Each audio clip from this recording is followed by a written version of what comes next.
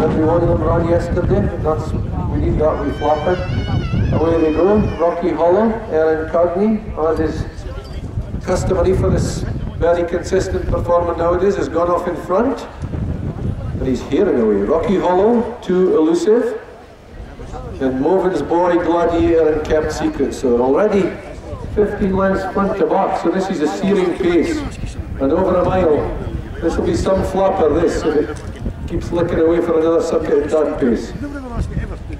So Rocky Hollow. From Too Elusive.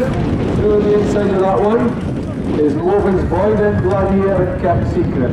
So he's slowed up a little bit, going down the softest bit of the track to Aaron Cogney on Rocky Hollow, but he still has a healthy looking 3 or 4 length advantage over Moven's Boy, then Too Elusive, Gladiator, and Kept Secret.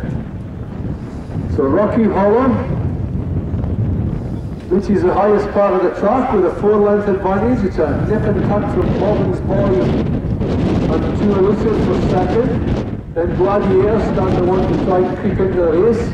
The 2 in behind are getting a little bit closer to Rocky Hollow, but has he just given him a breather? Gladiator's under the pump. Kept Secret is well beaten, but now Rocky Hollow has gained the bridle again and gone away. He's gone 2 or 3 clear. He's been given that breather and he's 1.5 left to run. The danger will come from Moven's Boy. Gladiator is finishing to purpose, but he's got 6 lengths to make up on this leader who's never seen another runner from the drop of the tapes, and I don't think he's going to get caught. Moven's Boy, they're all under pressure, but it's Rocky Hollow, narrowly denied in the tradesmen's yesterday, but the James Bell, Ferguson and Aitken handicap looks to be his for the taking. Deep inside the final furlong, Moven's Boy is trying manfully to get to him, but it's all Rocky Hollow. Rocky Hollow gets home, 1.5 clear to Moven's Boy, then Gladiator, Too Elusive, and Kept Secret come home in their own time.